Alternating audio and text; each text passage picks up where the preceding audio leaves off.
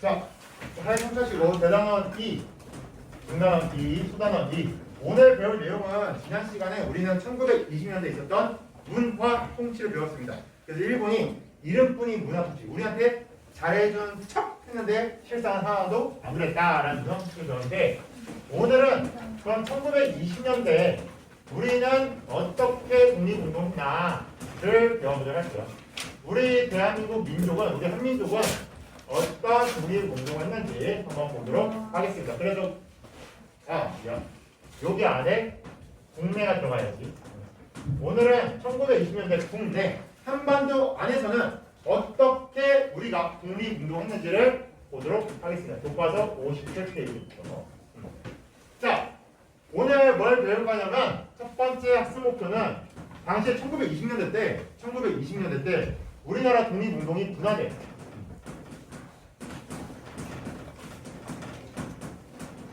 당시에 우리나라 독립운동 세력이 쪼개집니다. 어떻게 쪼개졌냐면 3.1운동 때 진짜 전 국민이 대한민국 만세를 외쳤어. 진짜 모든 사람들이 3.1운동 때 대한민국 만세를 외쳤었는데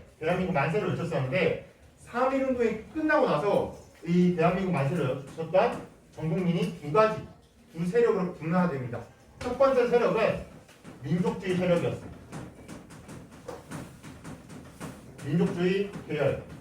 그래서 민족주의 계열의 독립운동가들이 나타나게 되고, 반대로 다른 쪽에서는 사회주의 계열 독립운동가들이 생깁니다. 사회주의 계열의 독립운동가가 생겼습니다.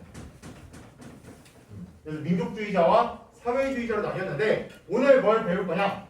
그럼 국내에서 두 번째 학습 목표의 내용은 그럼 민족주의자들은 어떤 독립운동을 했는지, 민족주의 독립운동가들은 어떤 식으로 우리나라의 독립운동을 했는지 국내에서, 그럼 반대로 사회주의자들은 어떻게 독립운동을 했는지를 한번 배워보도록 할게요. 그래서 오늘의 학습 목표, 독립운동이 분화되었고 민족주의자와 사회주의자가 어떻게 독립운동을 했나 한번 지금부터 배워보도록 하겠습니다.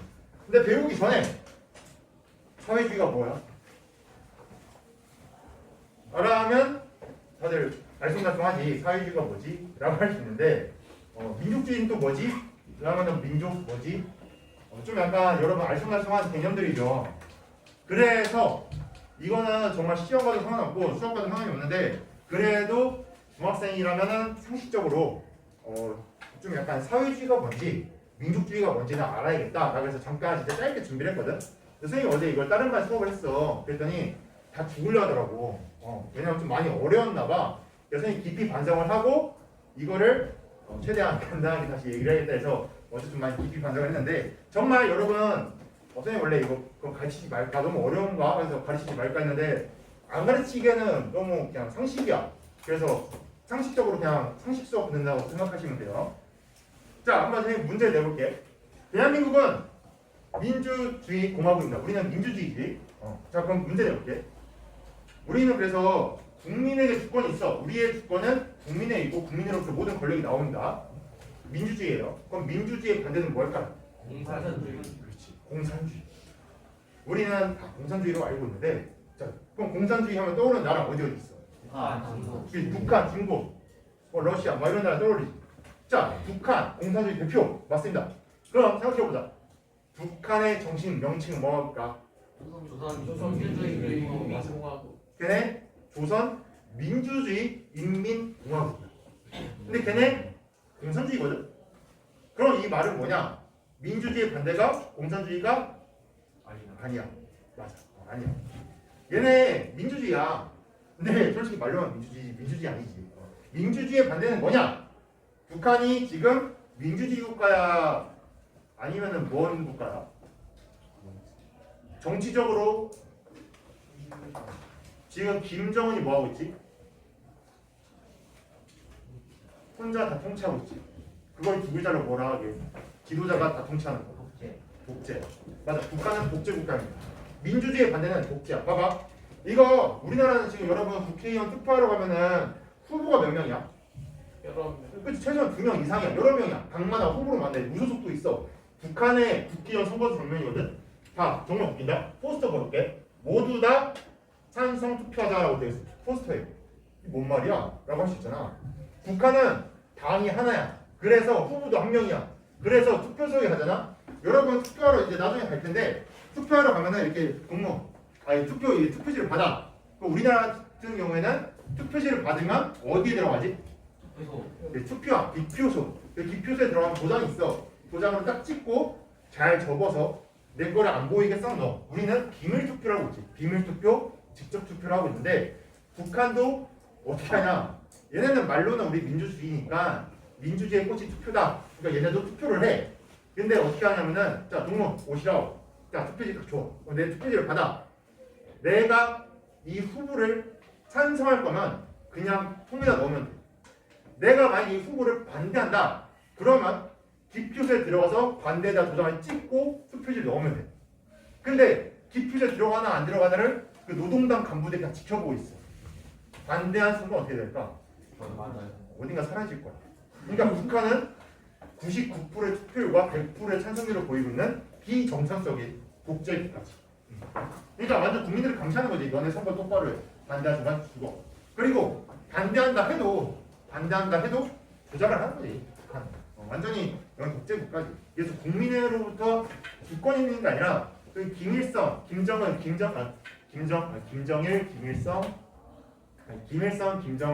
김정은 이름도 헷갈려요.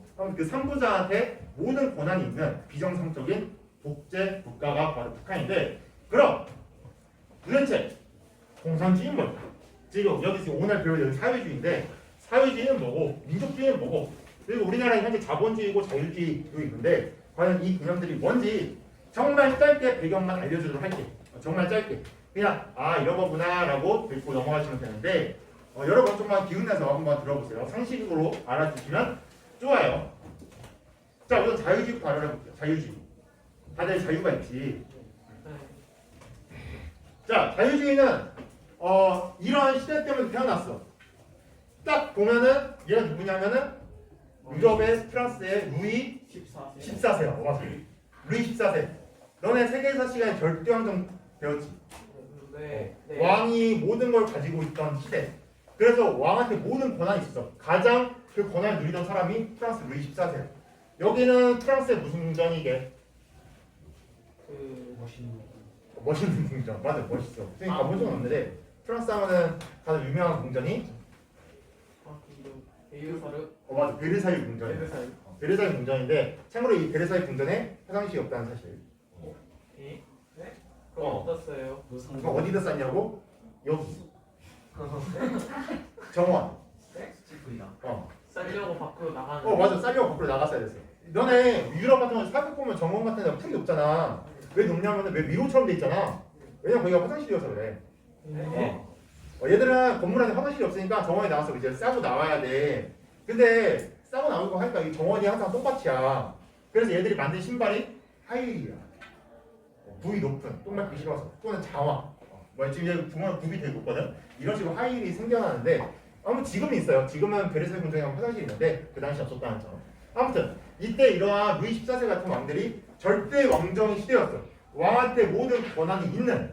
그러자 여기에 불만을 품은 여기 불만을 품은 사람들이 태어나. 이 사람들이 누구였냐면 이 홉스, 로크, 루소 이런 사람들이었는데 얘들이 뭐라고 했냐면 야 개인한테 자유가 있는데 왜 그 자유를 이 왕이 함부로 빼앗냐? 왜 왕이 내가 열심히 모아서 돈을 벌었더니 세금이라고 다 뜯어가는 거야. 내가 열심히 그냥 먹고 살고 열심히 그냥 살기만 했는데 왕이 자기 마음에 안 들면 막 사람 죽이는 거야. 개인한테 재산을 축적할 자유가 있고 개인한테 목숨을 그냥 존중받을 생명의 자유가 있다. 그거를 함부로 훼손하지 말라고 얘들이 주장을 해. 그래서 자유주의가 탄생을 했고 자유주의 사상이 퍼져 나가면서 프랑스는 일어난 거야. 절대왕정 무너뜨리자. 국민한테 자유가 있다. 생명을 존중받을 수 있는 권리, 내 재산을 보호할 수 있는 권리가 있다. 이걸 함부로 해치는 왕정 물러나라 하면서 프랑스 혁명이 일어난 거고 동시에 이제 영국 혁명, 미국 혁명도 이제 이렇게 일어난 거지. 그럼 자본주의는 뭐다? 지금 우리나라 자본주의지. 자본주의 하면 뭐가 떠올라? 돈, 그렇지? 돈인데 왜 돈 하면 자본주의냐면은 자본주의는 자유주의와 더불어서 탄생을 하게 돼. 때는 이렇게 자유주의 사상이 퍼지니까 당시에 도시에 살고 있던 장사꾼들, 도시의 이 장사를 주로 직업으로 삼았던 부르주아라는 계층이 있었어. 얘들이 야 우리가 그동안 돈을 모아서 세금을 갖다 바치고 막 우리가 막 왕이 하라는 데 가 있는데 우리한테 자유가 있다네. 야 우리한테 자유가 있대. 우리한테 돈을 재산을 축적할 수 있는 자유가 있대. 이러면서 이들이 자유주의에 빠져들게 되면서 동시에 사회적으로 산업혁명이 성공해. 그래서 이때 영국을 중심으로 공장들을 엄청 많이 만듭니다. 그런데 이 공장들을 만들다 보니까 이런 거야. 이 종이컵을 만드는 공장을 만들어서 내가 만들어서 물건을 팔아. 이렇게 개인이 물건을 만들고 파는 경제 시스템을 자본주의라고 합니다. 자본이 개인한테 있는. 그래서 개인이 이 자본을 마음대로 사고 팔 수 있는 행위를 자본주의라고 하는데 그러니까 이러한 부류들의 성장을 할 수 있었고 이 자본주의와 자유주의는 찰떡궁합을 결합을 한 거죠. 재산을 마음대로 보존할 수 있는 권리. 내가 물건을 만들고 파는 행위가 개인한테 있는 이러한 자유주의와 자본주의가 결합을 했는데 문제는 사회주의가 왜 나오게 되느냐 이렇게 잘 됐으면 상관없는데 왜 나오게 되었냐면 자본주의의 문제점 때문이야. 그렇지. 빈부의 차. 이 자본주의의 문제는 지금도 똑같지. 빈부의 차. 선생님이 막 저번에 이렇게 연금 받는 거 봤더니 뭐지? 뭐 대기업 임원들은 막 진짜 몇십억씩 연봉을 받더라고. 그리고 반면에 내 월급을 봤더니 내 월급은 이제 스쳐가는 거지. 통장에 있다고 어디 갔지? 막 사라지거든. 선생님 월급은. 이런 식으로 빈부의 차가 생겨. 즉, 근데 지금은 지금보다 더 심했던 게 18세기야. 산업혁명 직후에 공장주들이 물건을 팔아. 거의 돈을 벌어. 그 돈을 자기만 꿀꺽하는 거야. 노동자들한테 안 줘. 최저임금도 안 주는 거야. 그러자 이때 뭐 이름 알 필요 없어. 뭐 생시먼 투리 오웬 이런 애들이 있었는데 얘들이 뭐라 하냐면 야 국가가 좀 개입해라. 국가가 사회가 이 경제체제 좀 개입을 해서 좀 조정 좀 해라 라고 한 거야. 이 빈부격차 문제 좀 어떻게 해결해라 라고 하면서 오늘날도 노동자들을 위한 사회제도가 뭐가 있을까? 일하는 사람들을 위한 시간 제약. 시간 제한 맞아. 근로시간 같은 거 몇 시간 이상 여기 못 시키면 또 최저임금 그렇지. 최저임금 같은 것도 이런 사회제도야. 국가가 경제에 개입을 했잖아. 사장들은 알바생들한테 최소한 이만큼을 줘라. 최저임금 딱 정해졌잖아. 자본주의와 자유주의에서는 이런 건 없어. 이런 건 다 사회주의 경제체제입니다. 자, 여러분 3, 4월 달에 코로나 때문에 뭐 받았지? 마스크도 받고 국가로부터 뭐 받았게? 재난지원금. 재난지원금. 재난지원금도 국가가 돈을 줘버리잖아. 사회에다가 이런 것도 다 사회주의 경제체제인 거죠. 즉, 우리나라는 현재 자본주의와 사회주의를 적절히 혼용해서 쓰고 있는 상태라고 보시면 됩니다. 근데 이 사회주의 경제체제에서 만족했던 게 아니라 이걸 불만족스러워 더 나아간 사상이 하나 있어. 그게 바로 공산주의다. 공산주의를 만든 아저씨가 이 아저씨야. 이름은 알아야 돼요. 이 아저씨, 자 지금도 사진 보고 이 아저씨 상식인데 이름이 뭐냐면 혹시 아는 사람 있나? 다른 방 가니까 푸들이라고 하는데 이름이 칼 마르크스라는 아저씨인데 마르크스 좀 유명해. 막스라는 사람인데 이 마르크스는 뭐라 하냐면 사회주의 정도 가지고는 안 된다. 아예 국가가 모든 생산수단을 다 가져야 된다. 그냥 공장, 땅, 모든 재산을 국가가 가져야 된다. 생산수단을. 그리고 나서 국가가 사람들한테 일을 시켜서 공동으로 물건을 만들고 공동으로 그 이익을 분배하는 공동생산, 공동분배가 돼야 된다. 라고 하면서 공산주의를 만든 사람이 이 아저씨야. 그래서 어떻게 보면 공산주의를 만들었는데 지금 공산주의를 표방했던 국가들 북한, 중국 뭐 이런 나라들 있는데 잘 살아 못 살아? 못 살아요. 못 살아. 공산주의는 실패했어. 이 아저씨는 꿈을 꾼 거야. 불가능한 현실을. 공산주의 솔직히 중국도 지금 잘 살잖아. 중국이 잘 사는 이유는 이미 1980년대부터 공산주의 포기한 상태야. 자본주의 체제를 받아들였거든. 거기도 있네. 왜 공산주의는 망할 수밖에 없었을까? 국가가 돈을 안 주고 그냥 자기가 먹어버려. 맞아. 부정부패에 빠지기 쉽상이야. 얘네들은 국가가 모든 걸 다 소유해. 이게 정말 훌륭한 지도자가 있다면 정확하게 국민한테 n분의 1을 하면 정말 좋겠지만 지금 김정은 같은 경우에 봐봐. 살이 많잖아. 잘 먹고 잘 사잖아. 그러니까 그런 식으로 독재자들이 생기기 딱 좋아. 그리고 또 어떤 문제가 생기냐. 생각해보자. 내가 열심히 일을 했어. 5,000원 받았어. 시급으로. 옆에 내가 잤어. 근데 얘도 5,000원을 받아. 내 기분이 어떨까? 서러워요. 서럽지. 뭐야? 나 똑같이 일했는데 나 더 열심히 했는데 왜 쟤 5천원? 나도 5천이야. 이런 식으로 공산주의는 공동생산 공동분배라는 문제에 빠집니다. 그러면서 일하지 않는 사람들이 생겨요. 그럼 노동의 그런 질이 떨어지면서 경제가 무너지게 되는 거지. 이거 어떻게 보면 마르크스는 꿈을 꾼 거지. 모두가 행복한 세상, 가난한 사람이 없는 세상. 하지만 불가능했다. 이거 어떻게 보면 지금 전 세계적으로 민주주의 국가들의 좀 추세가 사회주의와 자본주의를 적절하게 혼용하고 있다라고 보시면 됩니다. 사회주의와 자유주의 정책을 좀 적절히 하고 있는데 민족주의는 뭐냐면 좀 달라. 얘는 좀 질이 다른데 민족주의는 우리 민족 최고다라고 보시면 돼요. 이게 왜 탄생했냐면 유아저씨 때문이야. 누구게? 나폴레옹.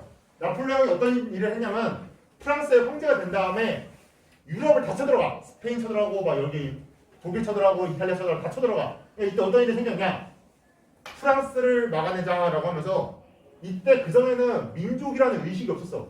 그냥 우리는 뭐 예를 들어 뭐 오스트리아 왕국의 뭐 빈에 사는 사람, 뭐 독일의 함부르크에 사는 사람 이런 식으로 사람들이 국가에 대한 의식이 없었는데 나폴레옹 쳐들어오니까 그러는 거야. 여러분 프랑스로부터 우리 게르만 민족들이여 뭉쳐라. 프랑스 민족을 막아냅시다.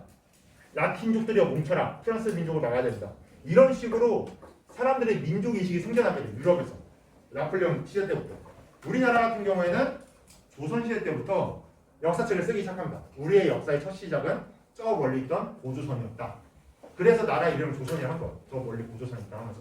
그래서 우리는 고조선 이래로 하나의 민족이었다라고 하면서 민족의식이 생겼고 우리는 하나의 같은 민족입니다 하면서 이게 폭발했던 게 일제강점기죠. 이때 일본이 우리나라 지배를 하니까 당시에 우리 민족이 일본으로부터 독립하자라고 하면서 민족주의가 생기게 되었는데 자 지금부터 그럼 다시 수업으로 돌아오는데 지금까지 상식이었고 지금부터 들어가고요. 1920년대 독립운동 자 3.1운동이 끝나고 나서 우리 민족이 일본으로부터 독립하자라는 민족주의가 생겨나면서 민족주의 계열의 독립운동가들이 탄생했습니다. 그 전부터 있었지 민족주의는 어떻게 보면. 반대로 왜 1920년대 3.1운동이 끝나고 나서 사회주의 운동하는 사람들이 왜 생겼냐면 이 아저씨가 레닌이라는 사람인데 당시에 레닌이 사회주의 혁명을 성공해 러시아에서. 그래서 러시아가 사회주의 국가가 됩니다. 근데 레닌이 뭐라고 했냐면 1917년이었어. 레닌이 전 세계 식민지들을 들으세요. 제가 전 세계 있는 식민지들을 돕겠습니다. 라고 발표를 합니다. 이때 우리나라 사람들도 레닌의 연설 딱 들은 거야. 야 지금 저 멀리 러시아라는 나라에서 레닌이 우리 식민지를 도와주겠대. 우리의 독립을 도와주겠대. 라면서 우리나라 사람들 중에서도 이 사회주의를 믿는 사람들이 많이 생겨나. 그리고 이때는 아직 공산주의 체제라는 게 이렇게 지금 결과론적으로 이미 걔네는 망했다. 망한 체제라고 알지만 그 당시에는 되게 달콤했던 나라야. 모든 사람이 가난한 사람 없이 행복한 나라. 이게 만들자는 공산주의니까 어떻게 보면 많은 사람들이 이걸 따른 거죠. 그러면서 사회주의 운동자들이 많이 생겨나면서 3.1운동 이후에 민족주의와 사회주의 계열로 분화됐다. 두 번째 학습 목표. 그러면 이렇게 민족주의와 사회주의라고 분화되는데 첫 번째 학습 목표, 두 번째 학습 목표 민족주의자들이 어떤 독립운동을 했는지 한번 살펴보도록 할게요. 두 번째 학습 목표입니다. 좀만 피곤해도 힘내고 자 여러분 지금 우리나라에서 일본 상품 써 안 써? 그렇지 안 쓴 지 꽤 됐지. 그 불매운동 작년부터 불매운동 좀 많이 했잖아. 불매운동을 왜 한 거야? 수출 규제. 아 맞아 일본이랑 그럼 보복 경제 때문에 맞아. 일본이 그 아베 정부였지. 아베 정부가 우리나라에 대한 사과도 제대로 하지 않고 외교적으로 이게 막 붙으니까 경제 체제까지 싸우게 된 거야. 그래서 우리도 맞불로 이제 경제 일본 거 쓰지 말자라고 하고 있는데 그 일본 불매운동이랑 비슷한 걸 합니다. 첫 번째 민족주의 운동자들은 물산 장려 운동이라는 거지. 물산 장려 운동. 우리나라 물건과 산업품을 장려 삽시다라고 하는 운동이야. 우리나라의 물건을 삽시다라는 물산 장려 운동인데 한마디로 얘기해서 국산품 애용이야. 우리나라 사람들이요 대한민국 상품 삽시다라는 게 이 물산 장려 운동이었습니다. 그러니까 민족주의 운동자들이 본 거야. 우리나라가 발전이 되려면 경제적으로 일본보다 앞서야 된다. 경제적으로 일본보다 앞서야 된다라고 생각이 들어서 당시에 국산품을 삽시다 라고 물세장려를 했는데 그때 광고 한번 볼게. 자, 당시 신문 광고인데 한번 읽어볼까 여기? 차스가리 운거. 뭔 말인지 모르겠지. 그 당시에는 거꾸로 있는 거. 우리가 만든 것 우리가 쓰자.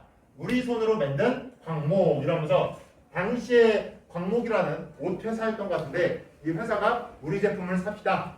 그래서 우리 기업 살리자.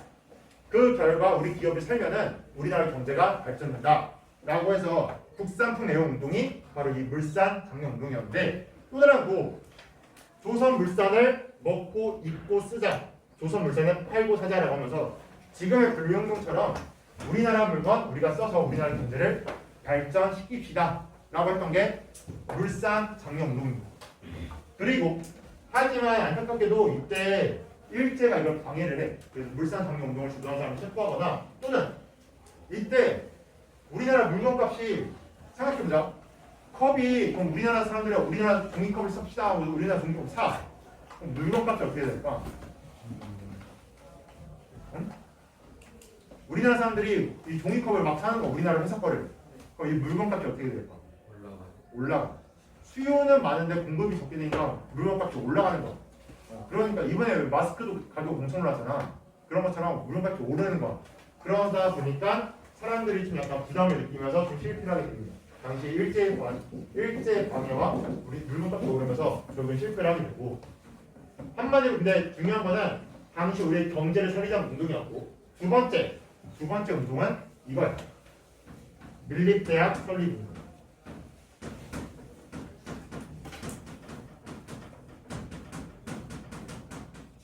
나중에 여러분 다들 대학교를 배출하고 있나요? 이때 조선 백성들이 스스로 대학교를 설립하자라는 게 밀립대학 설립 운동인데 참고로 올해 뉴스 보니까 올해 처음으로 대학생 정원 수보다 수능 보는 사람 입시생이 더 적대. 올해 처음으로. 그래서 대학교가 많이 평평되거나 개편될 거다라고 하는데 아마 여러분이 수능 볼 때면 뭐 더 많이 바뀌겠지. 왜냐면은 선생님이 수능 봤을 때 수능 봤던 사람이 60만 명이었거든.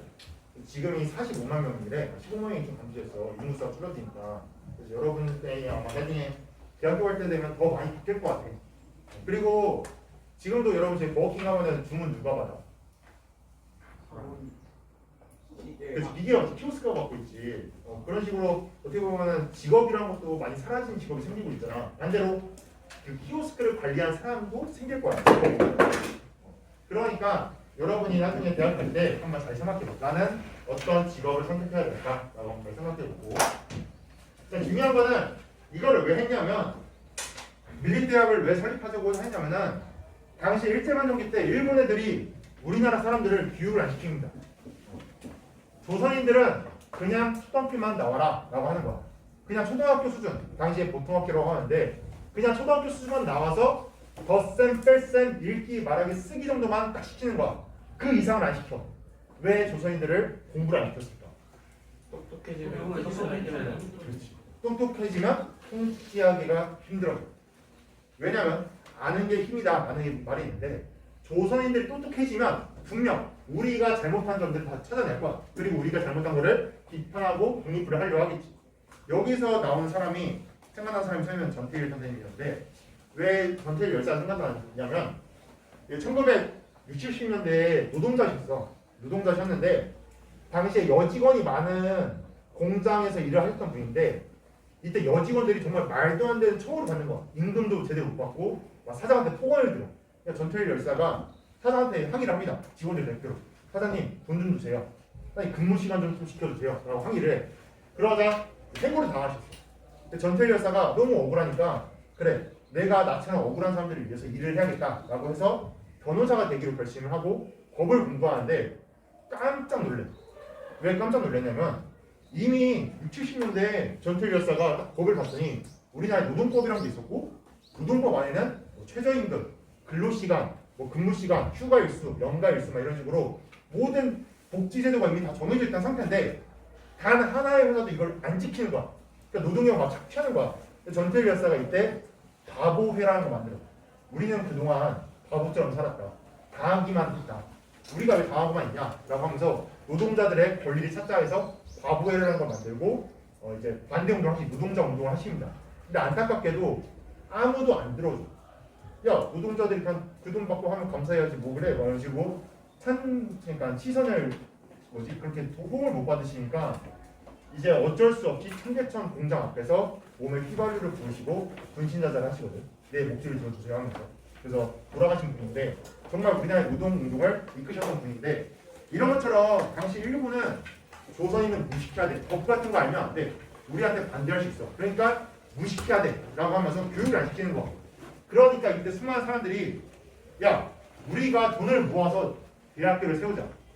대학교를 세워서 우리나라 사람들을 가르치자. 바로 고등교육 시키자. 왜 우리 조선인들은 초등교육만 받냐? 우리는 고등교육, 좀 높은 수준의 교육을 받고 싶다라고 해서 저기 지금 화면에 보면 구호가 나와 있지. 한민족 1천만이 1원씩. 얼마 모으는 거지? 1,000만 원. 1,000만 원 모아서 대학교 세우자라고 한 거야. 1원이면 지금 얼마 정도예요? 그 쌀값으로 계산해야 돼. 그 정확히 계산을 안 해봤는데 그래도 대학교 하나 세우려면은 몇십억 필요하니까 몇십억 정도 되지 않을까? 근데 이때 일본이 대학교를 만들면 안 되잖아. 그래서 저 사람들 다 체포합니다. 체포해서 못하게 하고 일본이 그래. 아, 조선인들한테 대학교를 안 만들어줬더니 이런 걸 하는구나. 그럼 아예 우리가 친일파 대학교를 하나 만들자. 친일 대학교를 하나 만들자 해서 일본이 직접 한국에다가 대학교를 만들었어. 이게 경성 제국대학이라는 거야. 그래서 일본이 이거를 실패할 수 있도록 한 거지. 자, 그러면은 당시에 민족주의 운동 한마디로 얘기해서 우리나라의 힘을 키우자. 경제와 교육을 하자는 건데 결국에는 실패를 했지만 우리나라를 위해 많은 노력을 했다는 점 기억하시면 되고 세 번째 학생 목표 사회주의 운동 한번 볼게요. 세 번째 사회주의 국가 아까 말했듯이 얘들은 노동자와 농민이 잘 사는 나라를 만드는 게 얘들의 목표였어. 그래서 첫 번째 농민 운동을 지원한다. 당시에 농민 운동을 지원했었는데 대표적인 농민 운동이 뭐가 있었냐면 쓰기 전에 자 당시에 농민 운동을 왜 지원했냐? 우리나라 농민들이 먹고 살기 힘들었는데 왜 힘들었냐면 토지 조사 사업의 결과 땅을 무지 많이 뺏겼어. 우리나라 사람들이 땅을 엄청 많이 뺏겼습니다. 이때 자기 땅이 없어서 남의 땅을 빌려먹는 사람들을 소작농이라고 하는데 지금으로 치면은 건물주가 있고 건물 안에서 이제 임대사업자라고 보는 거지. 그러니까 들어와서 장사하시는 분들을 그렇게 이제 장사하시는 분이라고 보면 되는데 이때 자기 땅이 없으니까 남의 땅을 빌려 농사짓던 사람들이 한 52% 자기 땅은 있지만 충분하지가 않아서 남의 땅을 빌려서 농사짓는 사람이 25% 거의 한 80% 정도가 소작농이었어. 그러니까 거의 다 소작농이었는데 이때 여러분 생각해봐. 내가 열심히 남의 땅을 빌려서 농사 졌어. 1,000만 원을 벌었어. 땅 주인한테 얼마 주면 적당할 것 같아? 몇 대 몇 정도면 딱 적당할까? 307. 300대 7? 내가 300? 아니. 땅 주인 300? 나 700? 그치, 그 정도면 적당하지. 지금도 아마 모르겠어. 지금 선생님 건물 임대사업비가 얼마인지 모르겠는데 요새 왜 건물 가격 되게 많이 올랐잖아. 이때 근데 소장료가 얼마였냐면 50%에서 80%였어. 그러니까 내가 1,000만 원 벌면은 땅 주인한테 500에서 800만 원 주는 거야. 그러니까 이때 사람들이 그런 거지. 야, 수정료 좀 낮춰주세요. 우리가 수정 열심히 했는데 너무 비쌉니다 하면서 당시에 암태도라는 섬이 있었거든. 전라도에 암태도라는 섬에서 소작농들이 쟁의를 일으켰어. 소작쟁의를 일으켰는데 쟁의가 뭐냐면은 소작료를 낮춰달라고 시위를 하는 거야. 우리 소작료 너무 비쌉니다. 소작료 좀 낮춰주세요. 그래서 50에서 80% 받고 있는데 40%로 낮춰주세요 라고 요구를 합니다. 일본이 들어줄게 라고 해서 저 해산시킨 다음에 야금야금 또 올렸어. 야금야금 또 올렸고 두 번째 당시에 우리나라에 있는 노동자들을 위해서 노동운동을 지원했는데요. 노동운동을 지원했는데 자 당시에 우리나라의 노동자들이 왜 많았냐면 일본이 1920년대 때 회사령을 신고제를 바꿨어. 그러니까 누구나 회사를 만들 거면은 신고만 하면 돼. 나 회사 만들었습니다 하면서 신고하면 돼. 이때 우리나라에 넘어왔던 회사가 미쓰비시, 미쓰버시 막 이런 일본 기업들이 막 들어와서 공장을 만듭니다. 근데 그 당시에 임금 한번 볼게. 돈. 월급 받은 거 보면은 지금 빨간색이 일본 남자가 받는 월급, 분홍색이 일본 여자가 받는 월급, 파란색이 우리나라 남자가 받는 월급, 이 하늘색이 우리나라 여자가 받는 월급인데 거의 몇 배 차이 나? 몇 배 차이 나지. 똑같이 일을 해도 우리나라 사람들 돈을 안 주는 거야. 그리고 결정적으로 우리나라 사람들이 너무 막대. 그러니까 이때 많은 사람들이 야 들어와서 못 살겠다. 노동자들이 힘들 때 노동자들은 모여서 다 같이 뭘 할 권리가 있어.